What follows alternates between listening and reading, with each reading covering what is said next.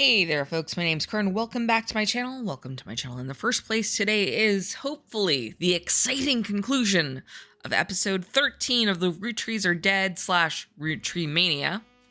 I am very excited because we filled out the tree, I think, and now we just have to figure out who is and who is not a Roottree. So we will continue our game. And hopefully we will figure this out.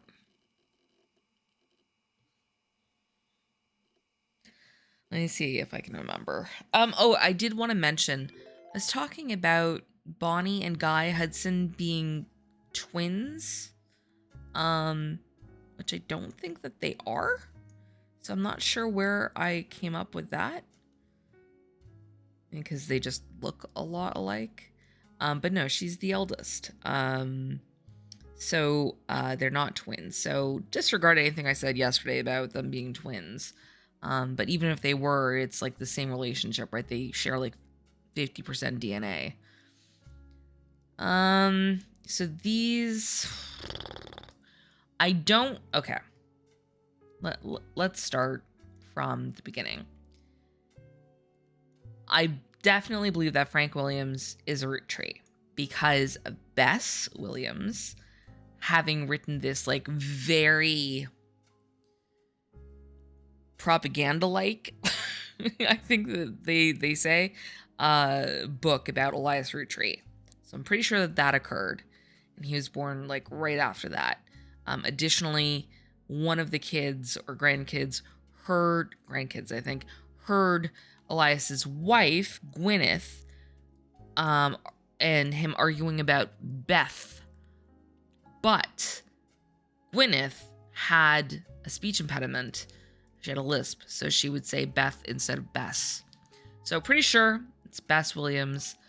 So I am very certain that he is a Roottree.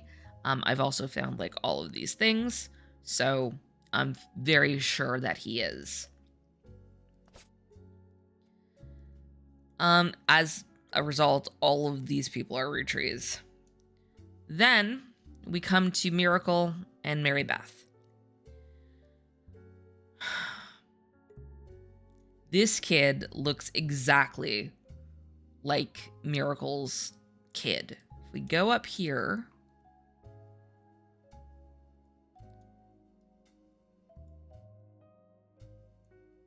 I mean, like, this kid looks just like this guy. So I'm pretty sure that that's Miracle's kid. As to his brother Mark, I don't know. I don't think. I mean, maybe. I haven't found some clues yet. But I'm leaning towards no. So I need to find the... Oh, can we get rid of the saxophone song? Oh my god.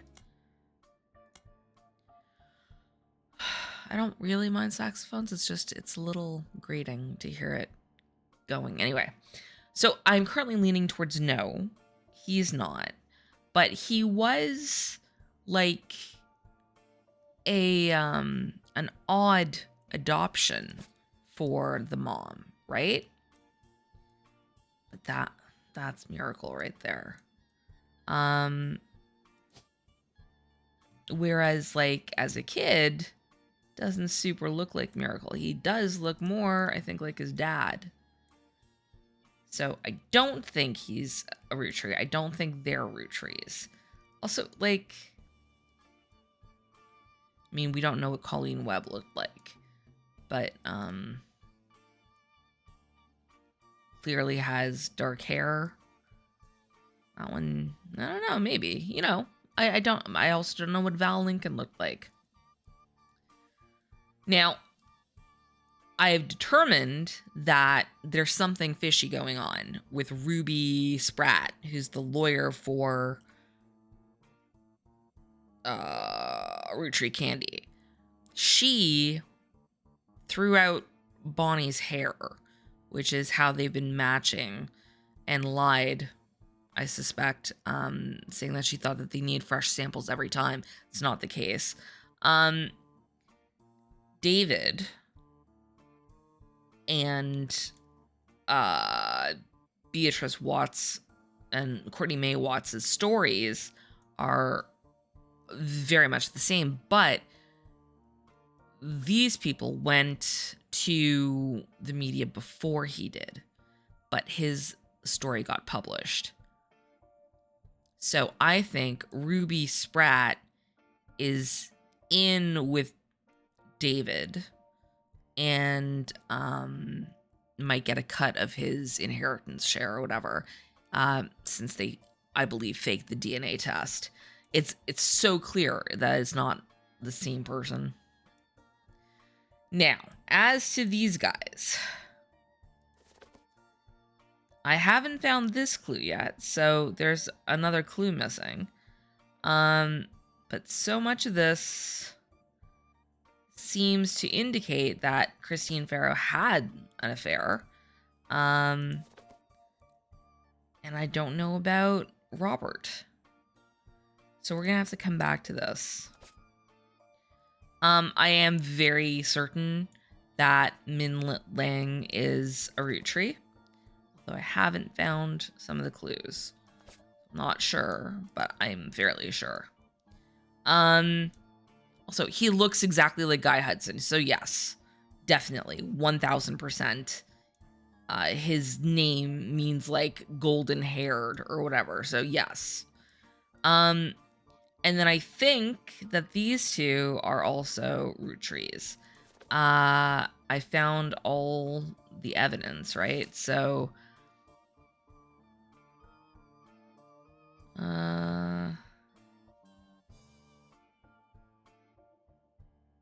he sent his mistress to proposition me.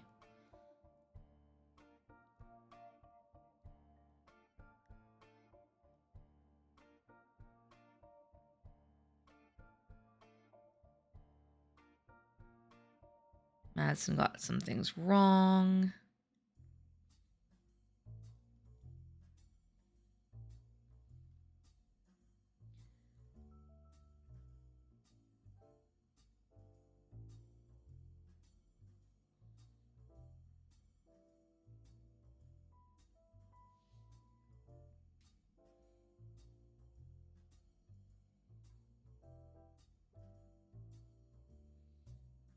All right, this is the book.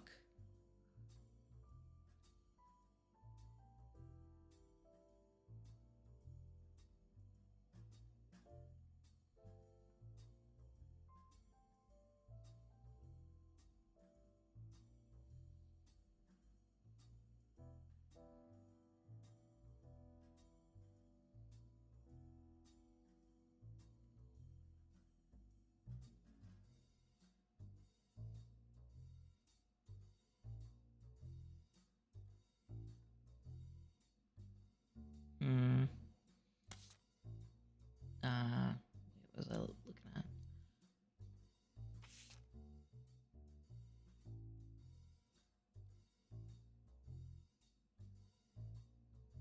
No longer employed in 1982 because he died.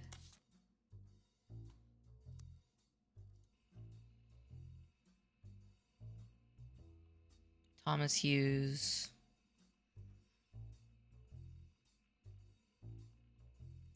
I mean, they're twins.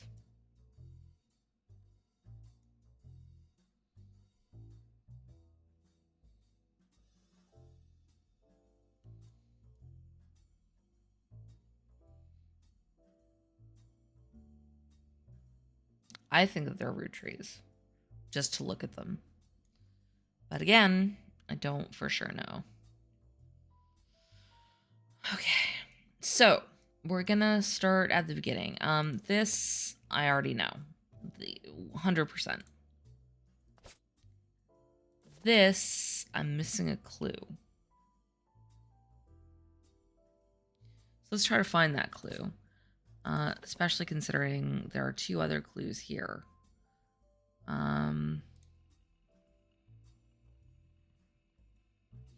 Mary Beth was known for her adoptions, Stuart and Mark.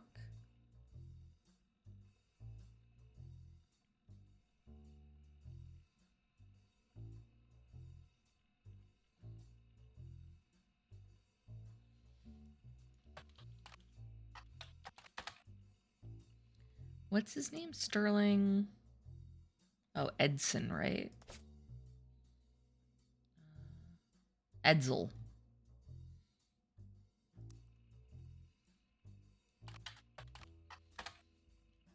Really?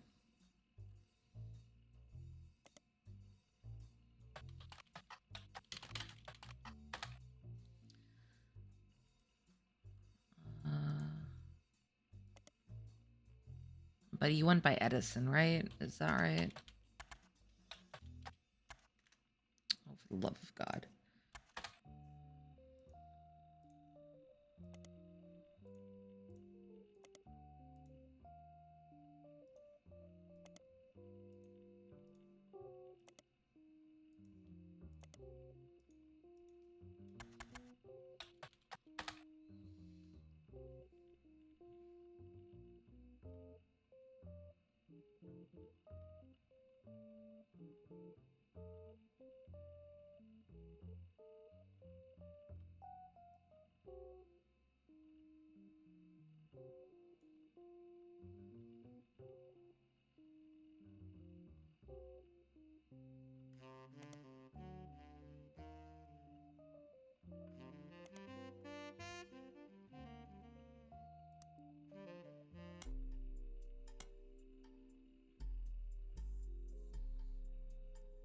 Sorry that I'm not talking, I'm thinking. Okay. Edsel. Okay, right.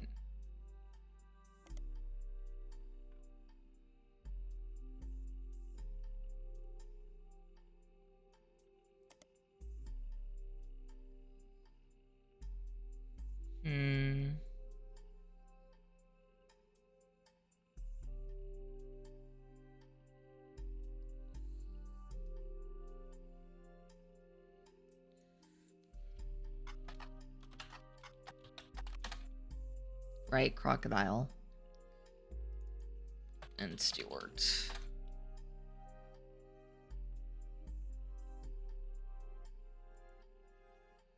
I want New Orleans news, man.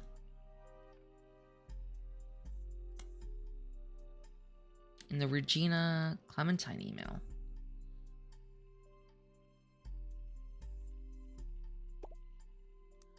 Regina Clementine email.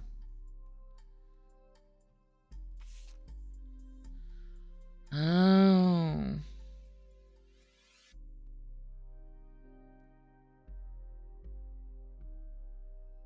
Her husband, who is a police officer, never knew his father, told her he thought he might be a Roottree.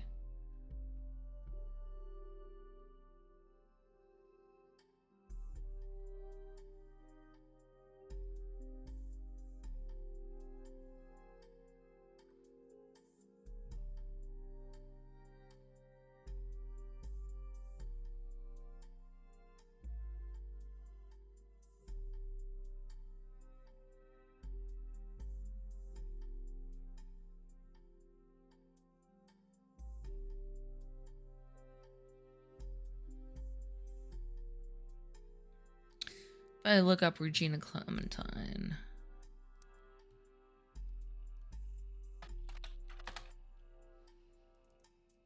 Salazar?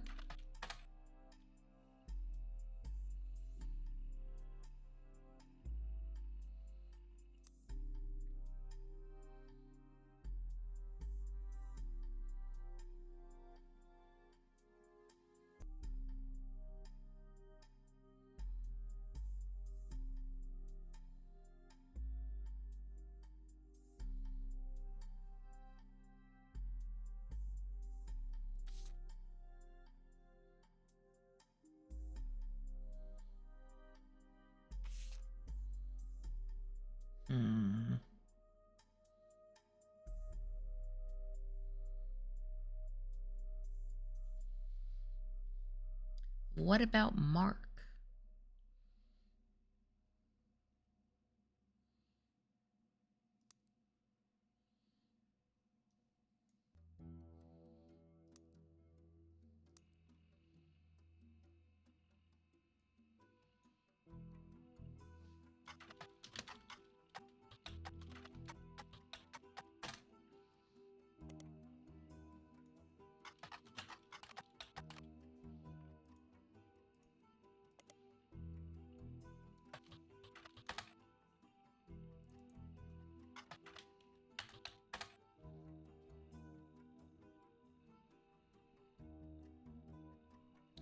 Miracle congregation welcomes Mary Beth Clementine with open arms.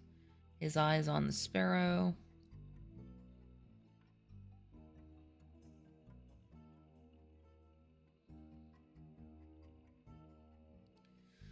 When I learned her personal story, I knew I had to help her in whatever way I could. The Bible is full of adoptions from Moses to Esther. Spending your life taking care of those helpless to help themselves is incredibly noble. She and her son are welcome to stay in our guest home. Second visit was a few years later in 53. The article mentions that our first visit was a massive success, and at the insistence of Miracle's congregation, she's returned for an encore performance. It also mentions that the unusual circumstances of her second son's adoption have prevented her from touring recently, but doesn't clarify. Oh no, what if Stuart is not the Roottree and it's Mark? Am I getting these names right? Yeah. What if he's not the Roottree, although he looks exactly like him, and he is the Roottree? Like that, maybe that's why his mom's, well, the unusual circumstances of the adoption prevented her from touring. Could it be because she was pregnant?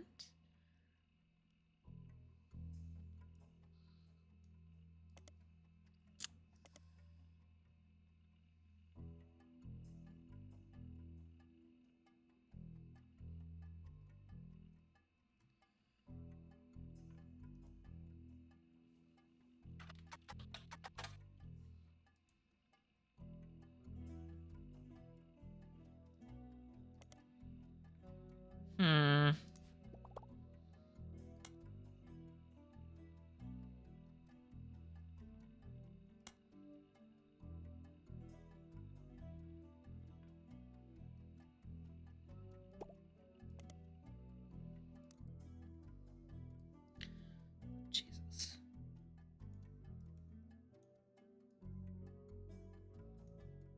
Kellogg, Morden Landing, Jones, Patrol Madsen, Rafferty, LaRue,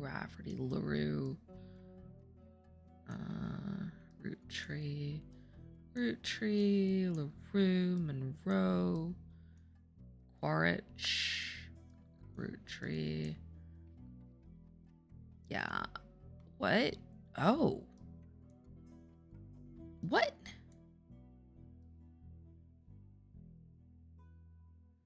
Why are they possible Roottrees? What? Oh boy. Okay. Edith Jacobson. Oh.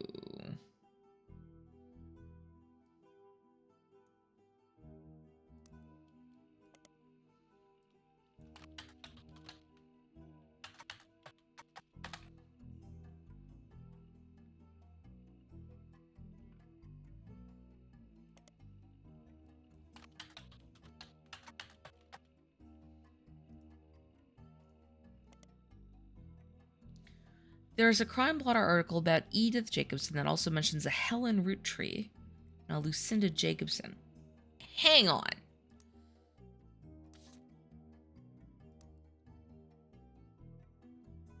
Helen Roottree.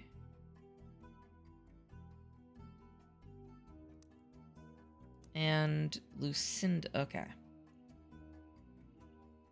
Who got married? Edith? Edith.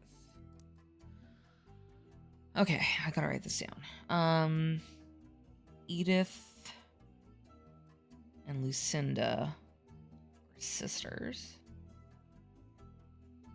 In 71, when she was 18, Edith and her sister Lucinda were arrested for trespassing at the Miracle Congregation's church in Butler County. They were pretending to be church employees in an attempt to get into the room where the church houses their weekly tithings. The church didn't press charges. They were caught by Helen Roottree, who was there at the time while her husband Miracle was away preaching. Helen Roottree was quoted as saying, "Jesus forgives, and so do we. The Lord works in mysterious ways, and I'm confident he has brought these young women to us for a greater purpose."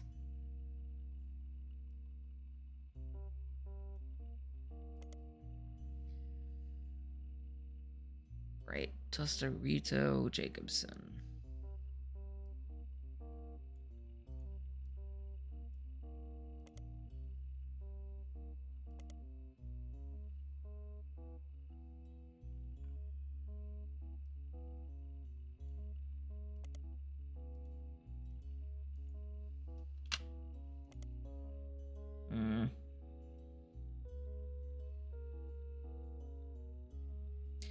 I guess that they're like, oh, well, Edith can marry. Or, yeah, they've been brought to us so that Edith can marry Miracle Jr.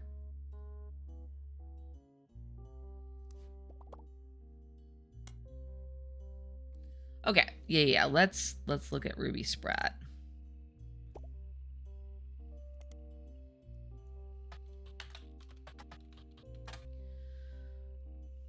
She's elusive, grew up in foster care, Mid-Eastern. Someone else go to Mid-Eastern? Yeah. Periodicals. There we go. Ruby Spratt. Graduates top of her class from the Mid-Eastern's Legal College. Her valedictorian speech was somewhat controversial at the time, as it was quite serious, with a heavy focus on wealth inequality. This didn't go over well with the predominantly middle to upper class audience in attendance. The editor of the Herald at the time said Ruby, unsatisfied by simply earning her place at Mid-Eastern with a full scholarship, went on to earn a captive audience of her peers with a perfect GPA. It felt like the ideal occasion for a celebration of an undoubtedly incredible individual. However, by the end of her speech, there were many in the audience that wished that neither of those events had transpired. It was a passionate attempt to use her soapbox to proselytize her fellow students and their parents into the religion of poverty. But unfortunately, judging by the silence, they remained unconverted. Okay.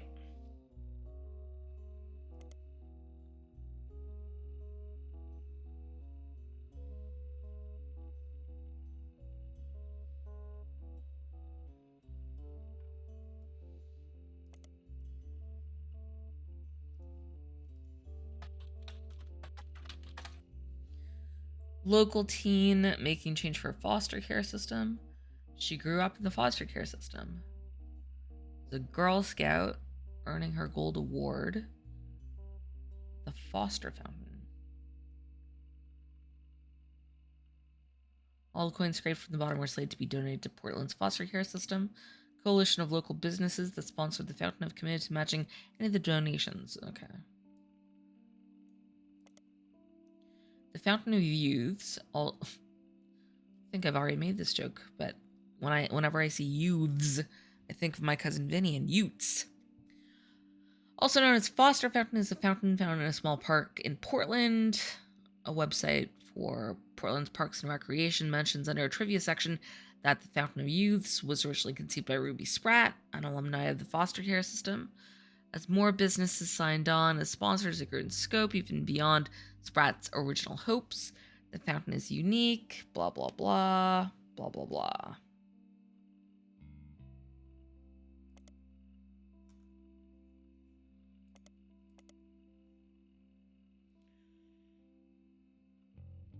Class action lawsuit against a manufacturer of steering wheel covers.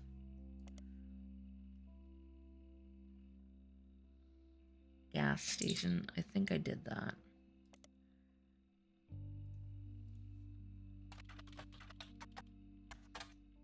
Yeah,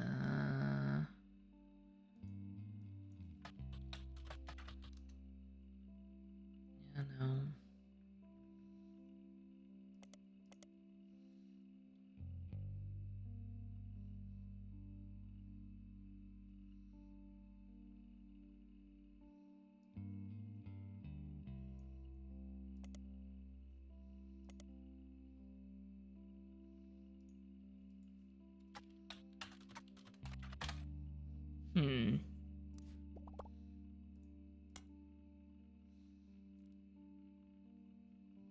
My God. Okay.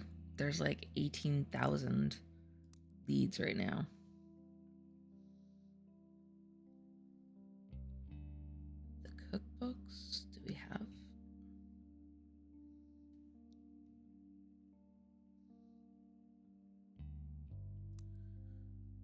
where's the Garlands?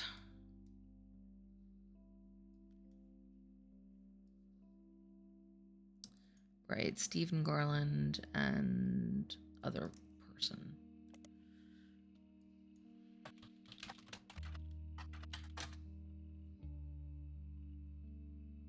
Eh?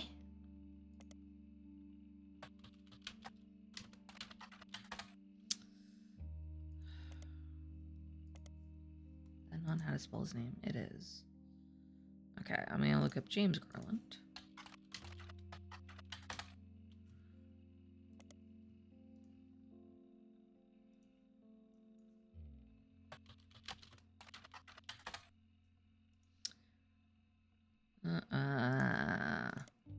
No. Friday.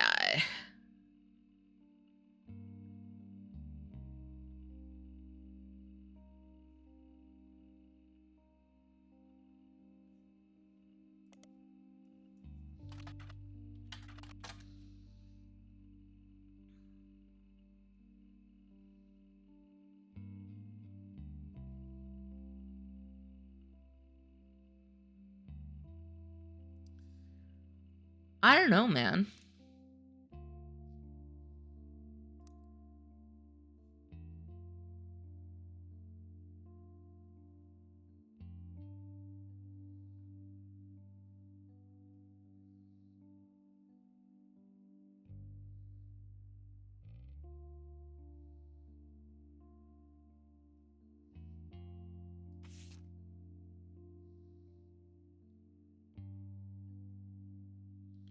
Robert is 3 years younger than James.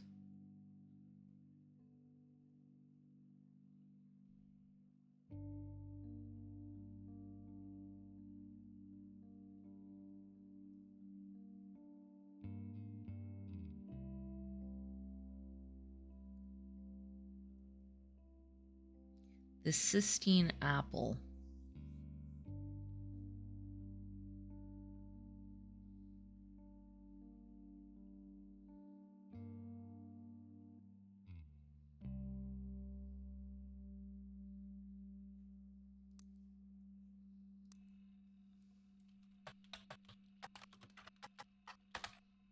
Ugh. Dang.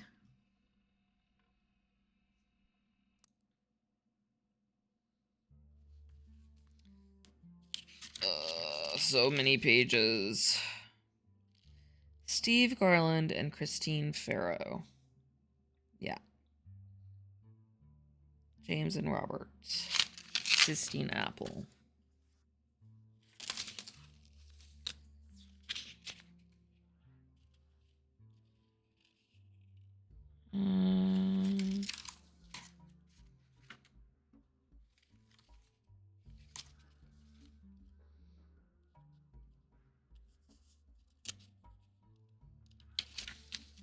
I'm like scrolling. I'm going through my notebook.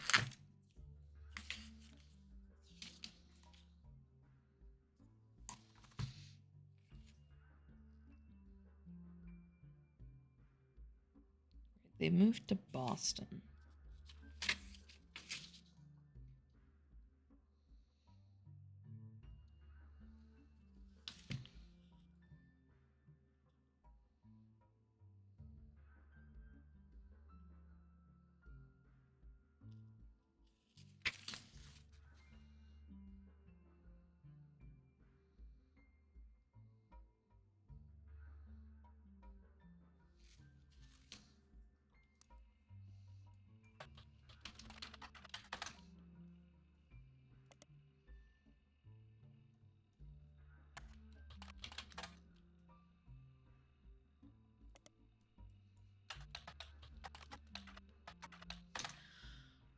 Okay, I'm running out of ideas.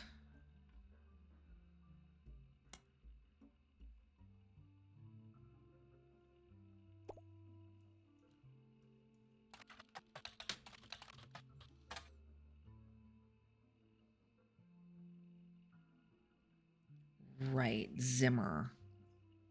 Zimmer who now? That's sorry, there was like a fight, but then they became like best friends. Did I not write that down? I don't think I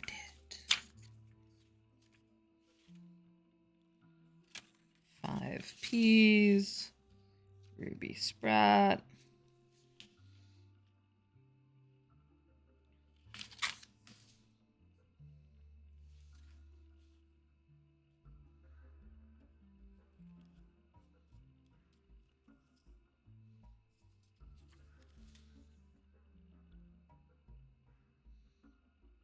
Still looking.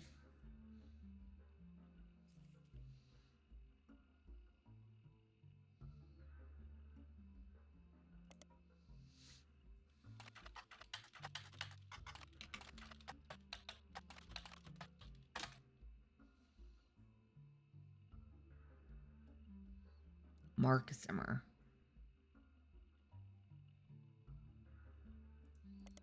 Right. Kitchen Tales was the story-based recipe book credited to Mark Zimmer that had some success after it was featured on a morning talk show. The book released before the internet was widespread, so mentions are rare. One book collector states that the publishers were unprepared for the demand and that there was no second printing, so it's unusual to find a copy in the wild. You find an alternative medicine website which focuses on cooking with natural ingredients. Mentions that one of Kitchen Tales' recipes uses salt water. The owner of the site has included a scan of the recipe. You switch out the salt water in the recipe for a mix of 2/3 spring water and 1/3 filtered seawater. It tastes great. That sounds absolutely disgusting.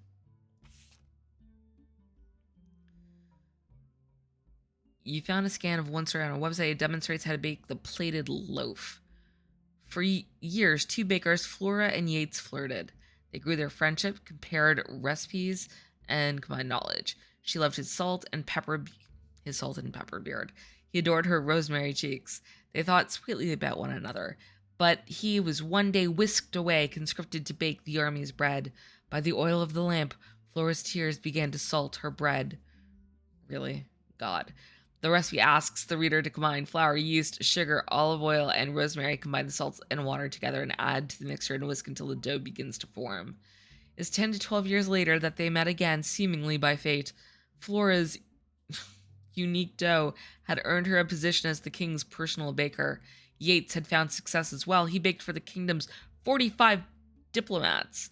One day they returned from the Dutch Isles with a gift, 450 unbaked loaves, and were sent to the palace bakery to teach a method that required no kneading. Allow the dough to prove for 10 to 12 hours, then spread it out and let sit for over 45 minutes on a floured baking sheet with no kneading. Next, prepare a Dutch oven preheated to 450 degrees. Upon seeing Yates, Flora was both delighted and distraught. She felt as if she was torn in two. She had not been made aware of the gift and had already prepared buns for the palace ovens. Well, that's interesting. Bun in the oven. She wished to greet Yates warmly, but was struck by fears that he'd be unable to bake with her, that she'd face retribution for being unprepared. She cried to Yates, adding more salt to her dough. Cut the dough into 2 equal pieces and lightly sprinkle salt across the top of only one of them. Yates eased her pain. He insisted she had no obligation to prepare for a return she thought impossible, but he shared her fear of retribution. He knew if they didn't solve her predicament, they'd miss their final chance to bake together. In the end, instead of wallowing in the present, they worked together to shape the future. They twisted and twined their doughs and baked them as one. Thus was born the plated loaf.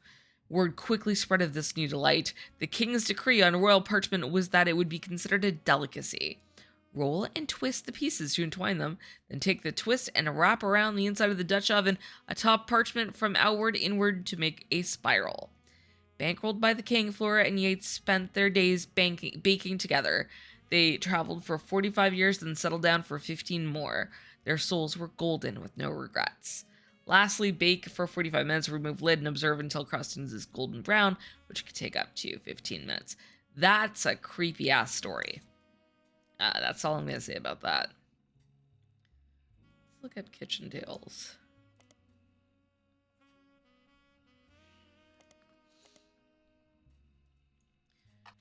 Kitchen Tales. Oh. Out of print. Okay.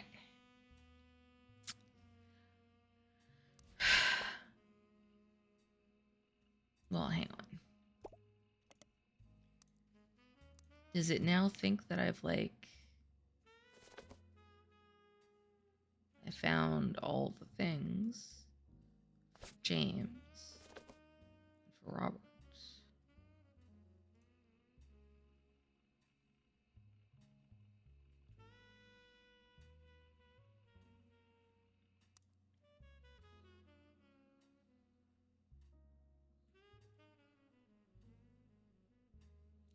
Honestly, I don't know. I might just go with what I've got. Because I really don't know where to go from here.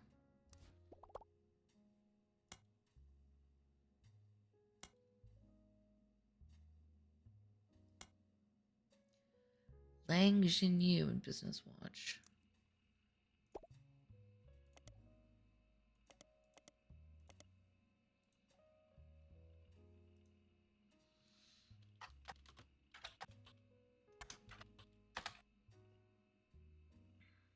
Lang Jinyu was even featured in Business Watch in 1992. She missed out on Watchman of the Year. She was born in 1947, the first of 2 children. Her mother was already in her 30s. This was Jinyu's sister. Father was not going to have a son. That's how Jinyu became involved. His daughters grew up. He began training them in the hopes that one of them would have a son who could take over. One helped him in China, Jinyu, and the other in the USA. Neither were given any official titles. When he died, due to societal dynamics, the business passed to his male sibling, a younger brother. Many in the know knew that this could be a problem. His brother was not a businessman and was not much younger than his brother. During this time, Jinyu essentially ran the company as her uncle's consultant. He began to have problems related to dementia. Jinyu, who had already been running things behind the scenes, performed somewhat of a power play. She stopped working until the results of her absence began to cause problems. Only then did they admit they needed her.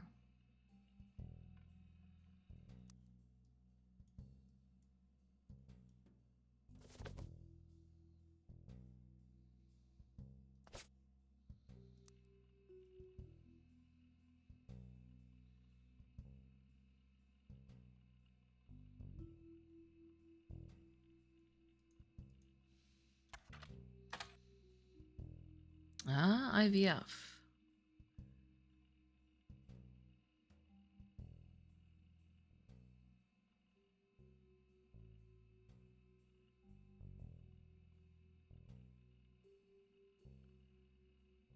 He paid Chi genes to have their child implanted in his older daughter, who was unmarried.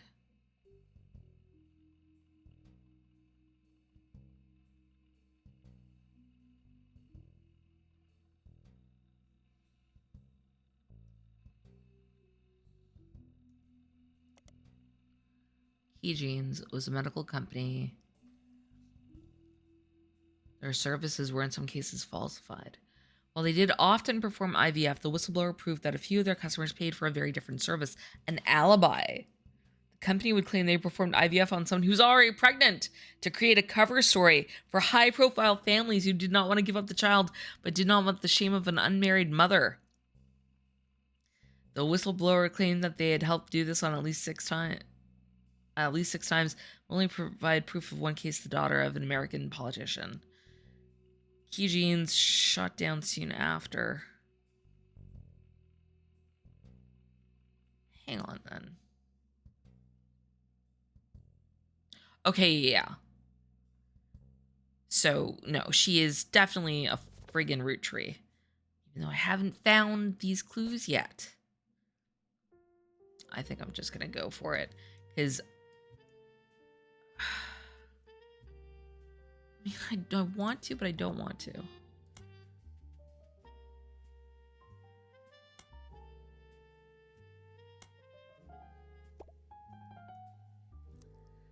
Lang tie in Business Watch.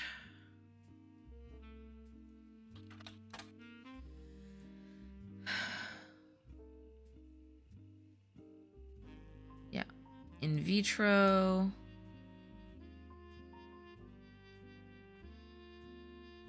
Yeah, okay. Yeah, I read that. I did. Oh, in Business Watch. Good call.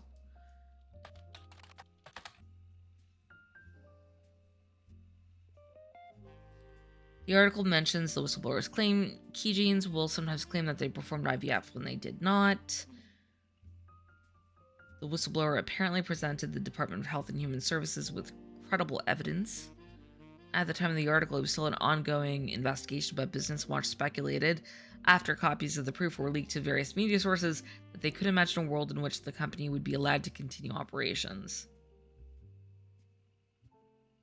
Okay. So, she's a Roottree.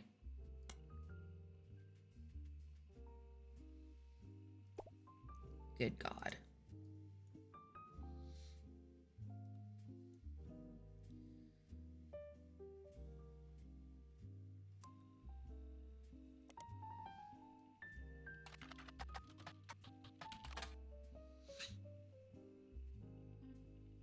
She died in Paris, France. Not much is known about her death, except that it was announced that she died peacefully in her sleep while being treated for a sudden severe case of pneumonia. Before that, she had apparently been in relatively good health. She's 67. What is it? Robbie? He was released from French prison.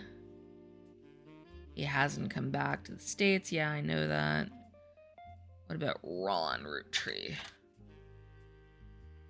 Oh, that's right. Clark took over. His brother made amends. I mean, I've read this.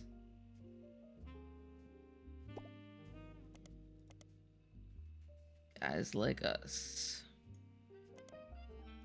It's a 1953 comedy film in which two secretaries cut their hair short and pose as businessmen to get ahead in life until one of them falls in love with their client, and hilarity ensues, starring Gwyn Roottree, Leslie Florence, and Harrison Lane.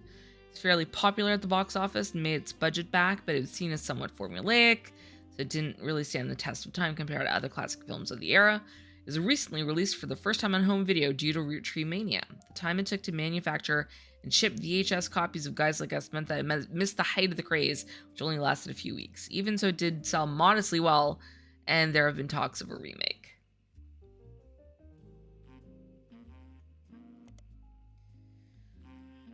Harrison Lane was a television actor with a major role in Guys Like Us and some other films. Due to the popularity of Guys Like Us, the studio brought Lane back to play the villain's twin brother. Western Frontiers. Harrison Lane is dead end. Married his high school sweetheart after they reunited at a movie premiere. That's cute. Okay. What about Leslie Florence? For Guys Like Us, she was in a few very small supporting roles.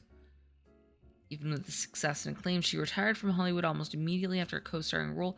Not much was known about her until recently when Guys Like Us was re-released right at the tail end of ROOTTREEMANIA. Recently, as part of the myriad of articles and research people have done into those surrounding the Roottrees, came out that she died of a genetic disease known as Huntington's, late 1960s.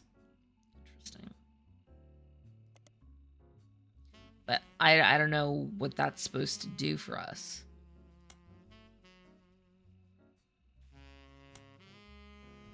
Oh, God, really?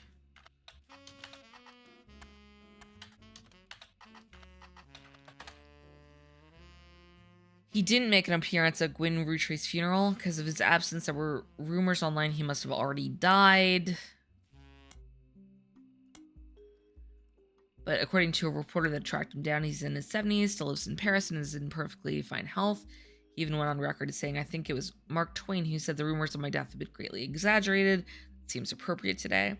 The few years I spent with Gwyn were just one stop along the very long and complicated journey that has been my life and career. The last time we spoke was when I signed the divorce papers. She asked me never to contact her or the kids again. I've always respected those wishes. They never reached out to me either, even as adults, so I have to assume it's some idea of why she hated me so much and the sacrifices she made on my behalf. I wish them well, and am sorry for their loss. But we've all been strangers for 40 years, so I can confidently say they wouldn't have wanted me to be there. In fact, I'm confident my presence would have ruined it.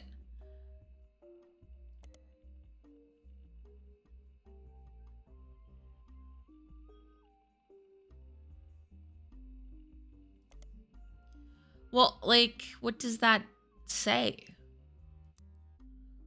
She's a root tree. So, unless she didn't actually give birth, then they're root trees. I haven't found...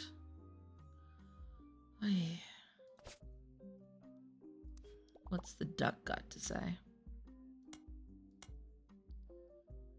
Penelope Tessa Green, who's... Oh, yeah.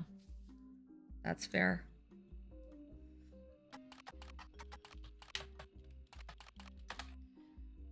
Really?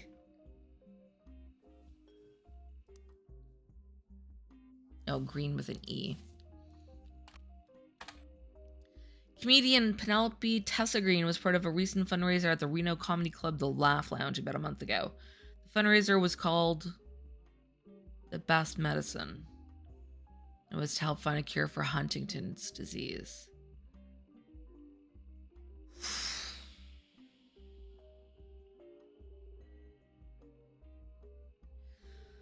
Okay, up until recently I didn't know anything about Huntington's. In the last few months I've gone from knowing nothing about to learning more than any one person should ever have to. Until less than a decade ago, it was impossible to predict if someone susceptible to Huntington's had the disease, but due to advances in medicine, tests have been developed.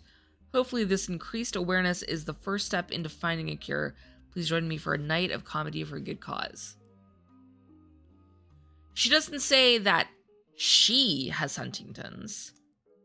But if her husband has Huntington's, that means that his mother is the lady who died and not Gwen.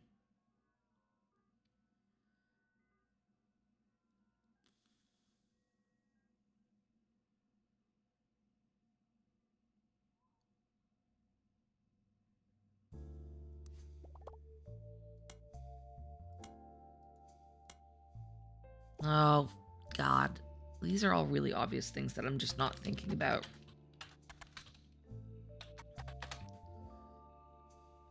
Guys Like Us remake.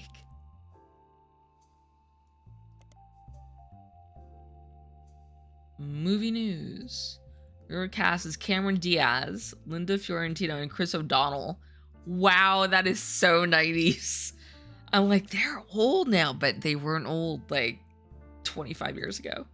According to leaked news, the remake has been put on indefinite hiatus due to its director, who's speculated to be Ron Roottree, dropping out in the wake of a serious medical issue, though that's only a rumor. What the hell, man?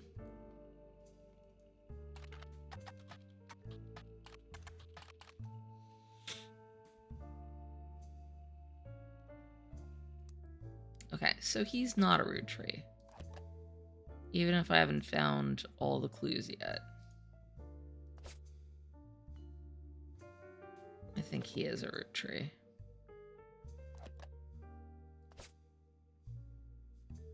One, 2,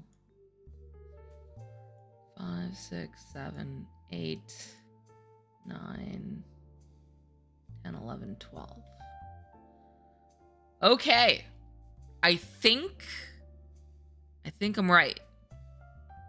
I may not have gotten everywhere or to everything, but I think I'm right.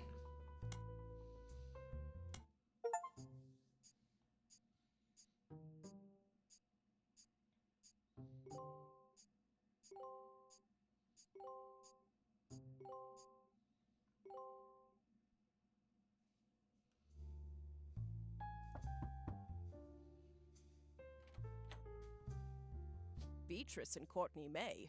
Clark, can you swing another test against Bonnie's DNA? This time I'll be sure to have them verify both samples in person. 1 week later. Using the family tree you filled out, as well as DNA tests, we were able to uncover the truth behind all the inconsistencies. Nice. Clark's handling the business, but I've come to thank you and fill you in on everything we've learned. Buckle up, because it's been one heck of a week. Nice. Here, let me bring the volume up. Actually, that's an understatement. It's not every week you discover your family company is being sabotaged by someone they trusted.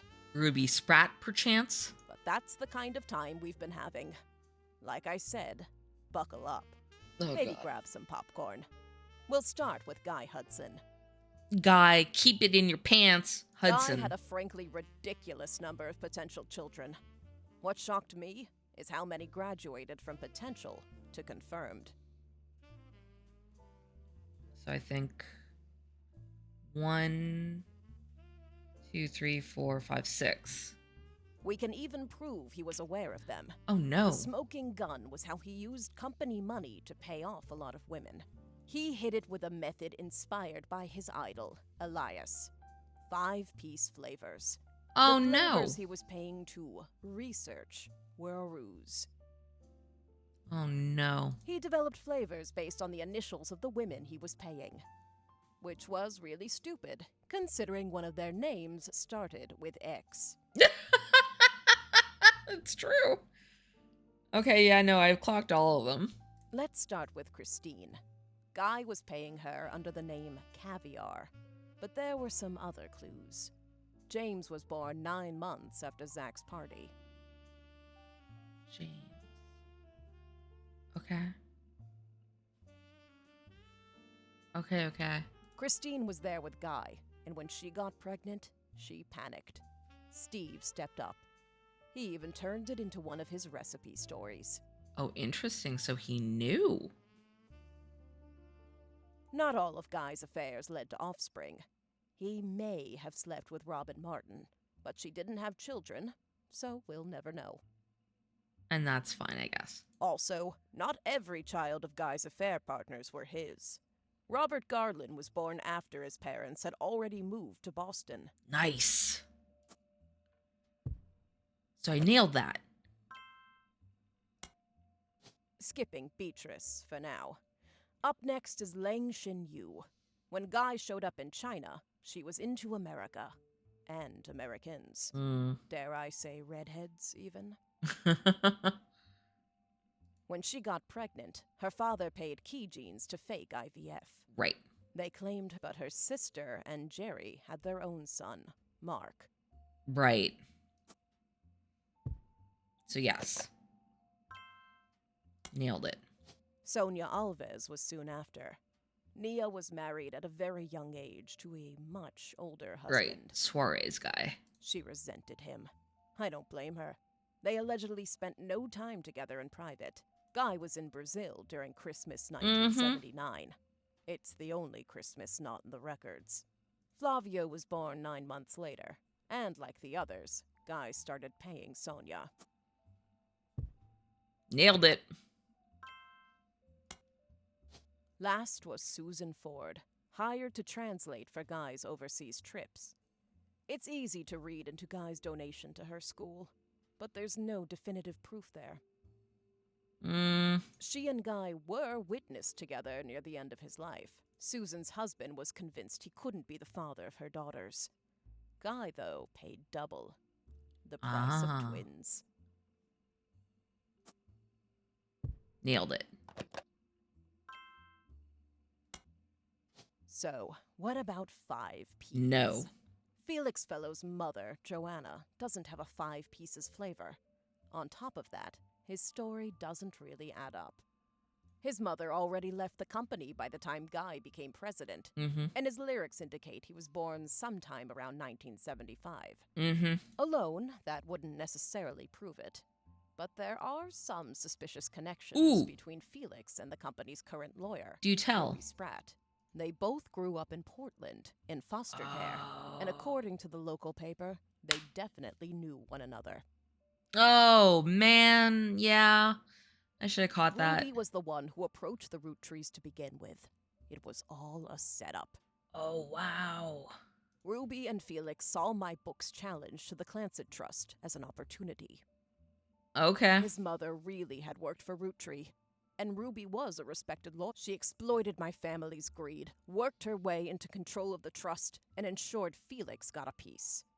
but they made some mistakes along the way. If you look at the 2 DNA tests Yeah. that Ruby handled, they were both supposedly tested against Bonnie Hudson. But this is totally different. But the 2 signatures that should both represent Bonnie don't match.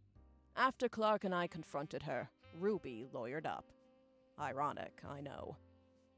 We suspect Ruby had Donatico test Felix against his own mother's DNA. Oh, that's He had fair. a hairbrush of hers. They sent the female sample in remotely. I knew it was his mom. On the second test, Bonnie's sample was tested locally, but Courtney May's was not. Ruby's been throwing away samples. We think she sent her own hair instead of Courtney May's, but it could have been anyone's. Interesting. Ruby and Felix were in cahoots. Yeah, nailed As that. for why, they were both advocates of wealth redistribution. A noble effort, but once they controlled the family fortune, They weren't going to give it up. they became just as greedy as the worst members of my family. The money corrupted them. Yeah. They were so eager to personally wield the wealth for their own cause that they sabotaged any other claims. I believe it. So no, nailed it. That finally brings us to Anonymom, aka Beatrice Watts. Her tales of guys' parties and payoffs were true. She even approached Ruby before 5Ps was on news time. Right. That's where they got the idea, I guess. Ruby used Beatrice's truths to make Felix's lies feel real, then ruined the DNA test so that Beatrice looked phony in the public court of opinion. I feel worst for her in all of this.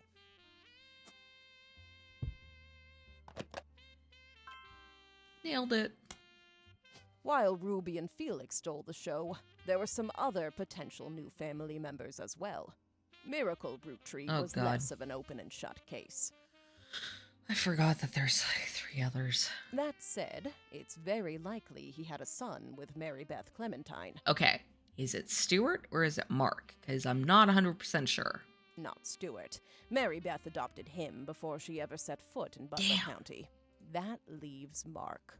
The timeline fits. He showed up about 9 months after Mary Beth visited Miracle. And the basket baby story is a bit too convenient. But Stuart looks exactly like Miracle. if that's not enough on its own,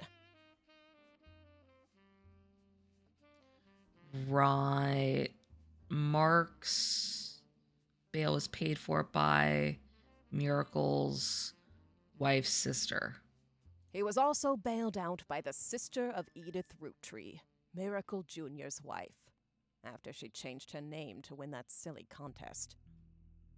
Our best guess is that Mark was told by his mother whose son he was, and used that fact to put some pressure on Miracle Jr.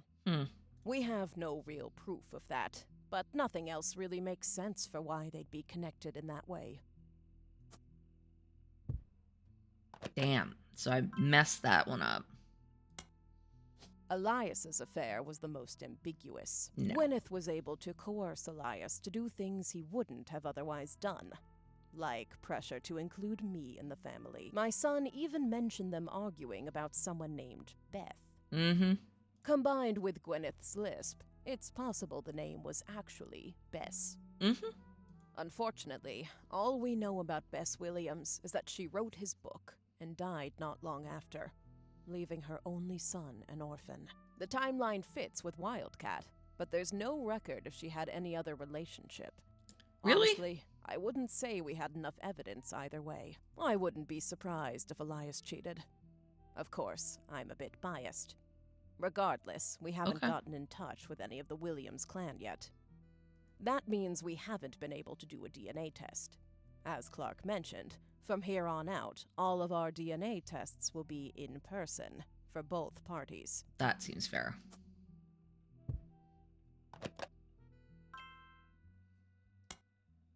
Lastly, we have a bit of a curveball.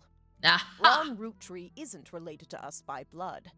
Gwyn was definitely pregnant, so it's likely Robbie is. Yeah, When nailed Ron that. and Robbie went to visit their mother at the end of her life, something changed. Additionally, there have been a few rumors circling around Ron. RR Productions canceled the Guys Like Us remake due to the director's illness. Huntington's. Genetic. At the same time, Ron's wife Penelope began doing benefits for Huntington's disease, stating that she had become familiar with it. Huntington's is the same disease that Gwyn's former co-star Leslie Florence had. It's passed from parent to child. It can't skip a generation. I mean, the disease can, but the carrier gene can't. Like, yeah. Because Gwyn and Wild Bill didn't have Huntington's, and Ron seems to, it's impossible Gwyn was his mother. I recently confirmed all this with Ron. Nice. At the end of her life, Gwyn told Ron the story. Leslie and Bill had an affair the same year Leslie learned she had Huntington's. Leslie got pregnant.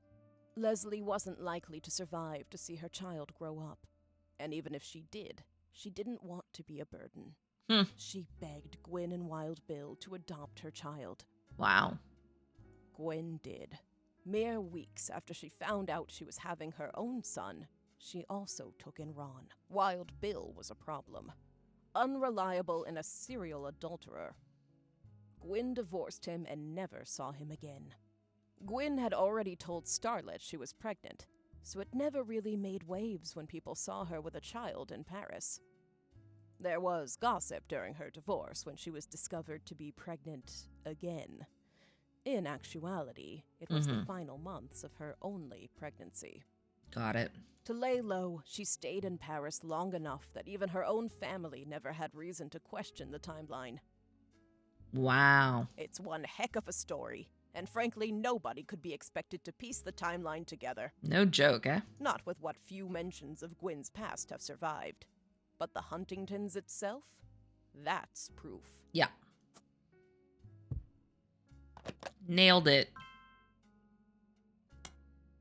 Ron suing Robbie to remove him from the Clancet Trust was a huge moment in my story, and a major catalyst for this entire investigation. Finding out that it's been pretty much backwards this whole time has been a bit surreal. That did occur to me. So that's where we're at. Looking over the information you sent us was useful. Without your tree, I'm not sure we would have ever discovered Ruby. All this information, this entire story, it's a lot, in more ways than one. Some of it has the potential to destroy marriages and ruin relationships. We're handling it all very, very carefully, but we couldn't have gotten here without you. And with that, I guess our tale has finally, truly come to an end. What a strange one it was. No words can express how grateful I am to you for untangling this mess. Honestly, I've had enough of my family's eccentricities and scandals for one lifetime. I imagine you have as well. I mean, I like this game. And if not... Ooh. Well, there's always Elias's and Gwyneth's brothers and sisters. Oh, Jesus. Attention, please. This is 5 pieces. Well, that was really awesome. Thanks so much for hanging out with me for the last 13 hours or so. Props to Jeremy Johnston. He and I seem to be on the same wavelength in terms of humor. So that was awesome. All right. I will catch you folks later. Thanks so much for watching.